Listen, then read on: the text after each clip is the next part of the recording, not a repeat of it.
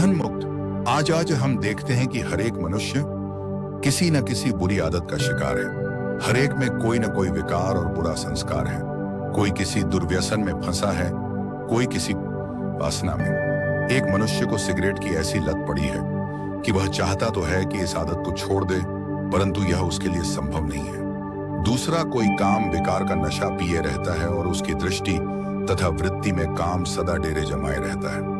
तीसरे का स्वभाव ऐसा है कि वह छोटी छोटी बातों पर भी अपना मानसिक संतुलन खो बैठता है और आवेश तथा क्रोध में आकर अपनी आकृति प्रकृति को विकृति में ले आता है तथा अन्य लोगों को भी अशांत करता है। चौथा व्यक्ति अर्थ वित्त के लोभ में ही फंसा हुआ है और सदा अतृप्त एवं असंतुष्ट अनुभव करता है तथा अपने लिए धन माल बटोरने में ऐसा लगा रहता है कि दूसरों के भले का जरा भी ख्याल नहीं करता।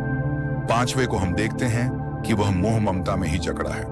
माँ अपने पुत्र के, पिता अपने सुत के शारीरिक संबंध में ऐसे तो आसक्त हैं कि वह थोड़ा ही उनकी आंखों से दूर हो तो उनका मन व्याकुल हो उठता है। छठवाओं सदा अहंकार का मद पिए रहता है। जब भी उससे बात करो उसके मुख से अभिमान की दुर्गंध आती है। वह स्वयं को ऐसा समझता है कि उस जैसा अन्य कोई संसार में है ही नहीं। सातवां ऐसा आलसी है कि वह कार्य या सेवा का तो परम शत्रु है।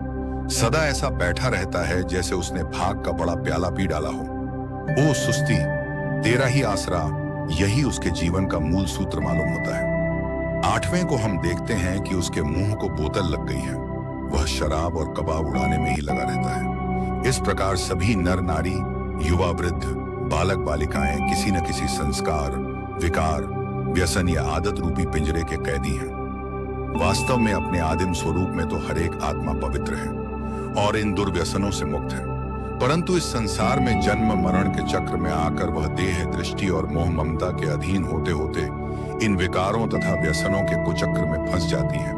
फिर वह संग दोष, अन्न दोष आदि दोषों के कारण इनकी दलदल में और अधिक धंसती जाती है। में एक समय ऐसा आता है कि सभी आत्माएं रूपी स्वतंत्र पंछी इन पिंजरों की लोह दीवारों के कैदी हो जाते हैं और कोई भी मुक्त नहीं रहता जो छुड़ा सके। तब सभी परमात्मा से प्रार्थना करते हैं, हे प्रभु, विषय विकार मिटाओ और पापों संतापों को हरण करो। दृष्टि और मोह ममता के अधीन होते होते इन विकारों तथा व्यसनों के कुचक्र में फंस जाती है। फिर वह संग दोष, अन्न दोष आदि दोषों के कारण इनकी दलदल में और अधिक धंसती जाती है। में एक समय ऐसा आता है कि सभी आत्माएं रूपी स्वतंत्र पंछी इन पिंजरों की लोह दीवारों के कैदी हो जाते हैं और कोई भी मुक्त नहीं रहता जो छुड़ा सके। तब सभी परमात्मा से प्रार्थना करते हैं, हे प्रभु, विषय विकार मिटाओ और पापों संतापों को हरण करो। एक समय था जिसे सतयुग कहते हैं। उस युग की हर एक आत्मा इन सभी बुरे संस्कारों से मुक्त थी। श्री कृष्ण तब सुख चैन की बंशी बजाया करते थे। तब पृथ्वी पर देवत्व ही का राज्य था। आसुरी वृत्तियां नाम मात्र भी न थीं, परंतु अब तो विकारों